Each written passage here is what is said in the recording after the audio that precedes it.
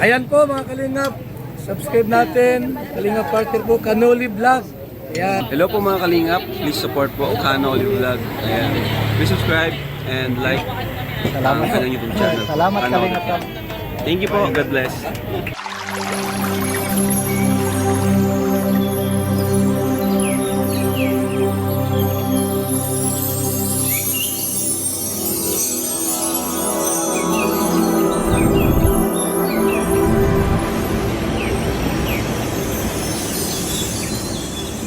Mapagpalang araw po sa inyong lahat at may galab shoutout sa ating mga Kalingap viewers at syempre sa mga Danjonatics dyan.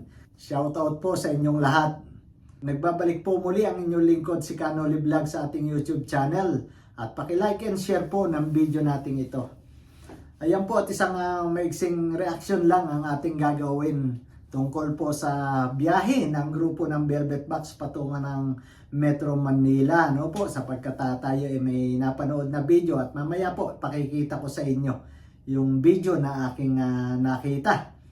Napakasaya pong tingnan na sila sama-sama doon na masarap pagbiyahe. Namimiss ko yung biyaheng ganyang malalayo. Natatanda ko tuloy nung kami nagpunta ng Bicol. Bagamat kami ilan lang pero masarap magbiyahe. Lalo na po yung titigil sa mga kainan tulad nga nitong aking napanood. Alam niyo po mga Danjonatics, diyan sa napanood ko na video, nakakatuwa dyan si Kalingap Dan at doon nga pumasok sa isip ko na at nakita ko na ito palang si Kalingap Dan ay maraming taglay na salitang ma. Ano po, naunawaan niyo po ako? Napakarami niyang taglay na salitang ma. At diyan nga sa nakita ko, napanood ko, nadagdagan na naman yung taglay niyang ito na salitang ma. Bago ko po ipaliwanag yan ay panoorin muna natin itong video na ito na nanakaw natin kay Pure Health. Pasensya ka na Pure Health, At ayun po, shoutout po kay Pure Health ng pinagkakatiwala ang driver ni Kalingap Rab, na kada biyahe na malalayo talagang siya ang nagdadrive dyan. So ito na po at play na po natin ang video na ito.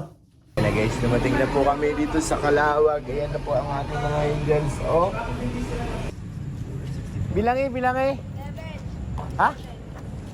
11. Bro, kamusta ang biyahe? Ayos lang. Ayos lang? Nakatulog? Hindi nga ako makatulog. Hindi nakatulog? Ano ba? Hindi naman nasuka? Very good. Pero pa nagtulog. Hindi. Oh, naman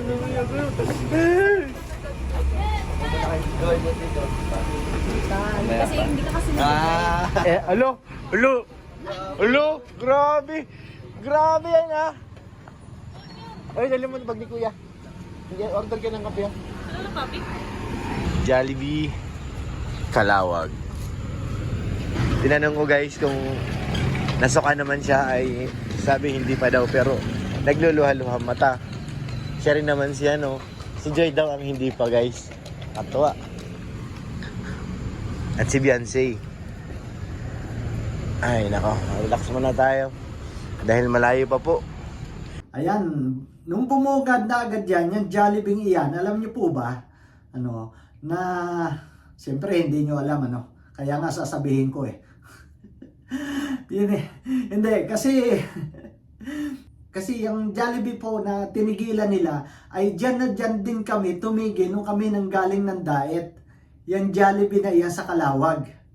Yan sa sinabi ni Pure Health na lugar daw po yan ng Calawag at diyan nga rin kami kumain. Ako, si Mama Helen at si Hipag Marie.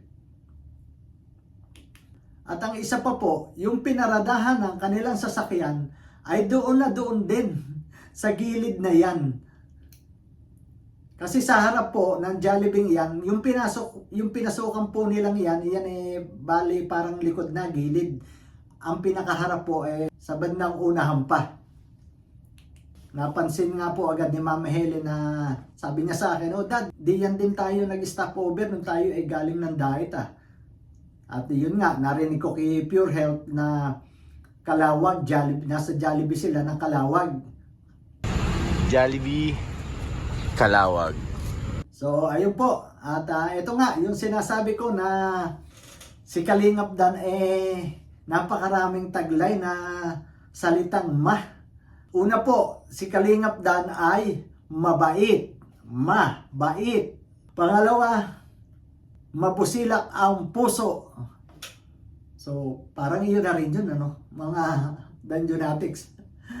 At ito pa, maalaga, maalalahanin.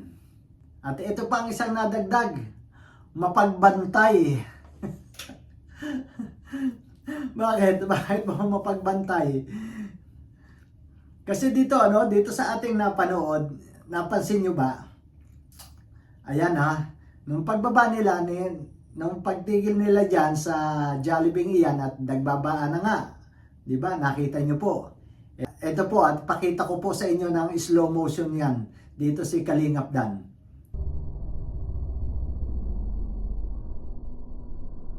Angels, oh. Ayan po. Ayan. Nakita nyo po na medyo sumilyap siya kay Joy Diwata.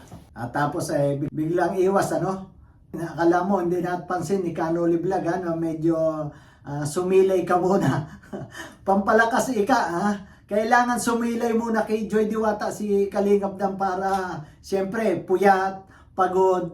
Pag nakasilay, ano, nakatingin kay Joy Diwata, sisigla na. Pampasigla ni Kalingap Dan si Joy Diwata. Kaya yan, di ba? Kita nyo, biglang tumingin, tapos sabay iwas. Mapagmatsyag. Mapagmatsyag ang ating Boss D. Marahil na rin, ano, inaalala niya, baka alam niyo po naman na nung unang biyahe ng Baguio ng kay Angels, mga nagsukahan yung mga yan. Kung maalaala niyo po. Kaya nga diyan, tanong ni Pure Health na wala ba ikang nasuka.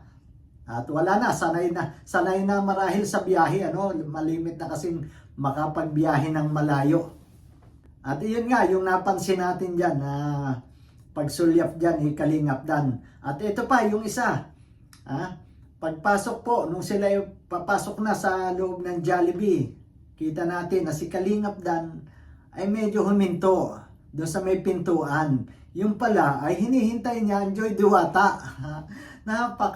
Napaka maalalahanin, malabodyguard ang dating. Kaya ayan po, ano, di ba? Nakita nyo na sabay sila pumasok diyan sa Jollibee. Kaya naman napaka mapagmahal ni Kalingap Dan talaga kay Joy Diwata. Ay, nakakamiss talaga ang ganyan, ano? Ang ganyan magbiyahe ng malayo. Masarap po kasi talaga magbiyahe ng malayong ganyan, tapos marami kayong sama-sama. Tapos gana na titigil at magkakainan. Masaya po yan talaga. Malimit po namin ma-experience yan pagka kami uuwi ng Pilipinas. Sama-sama kami, ang pamilya namin. Ganun po ba, biyahe patungo ng Bicol. Kasi si Mrs. po, taga Bicol, taga Albay. Kaya naman, pag nakakapanood ng ganyan, tulad niya na biyahe nila ng Velvet Box patungo Manila, ay talagang nakakamiss ang mga ganyang kaganapan. Kaya ayun po, no, tsaga-tsaga muna tayo sa mga BTS ng dalawang driver na ito, na si Pure Health at saka si Bobby TV. Antay-antay po tayo kung ano ang magiging susunod na kaganapan diyan. Ano po, dahil Chuck, meron yang episode na magaganap, ang Danjoy. At ganun din siyempre ang Edsy at Jomcar. So hanggang dito na lang po at nagpapaalam na muli si Kanoli Vlog at God bless po sa inyong lahat. Bye-bye na po.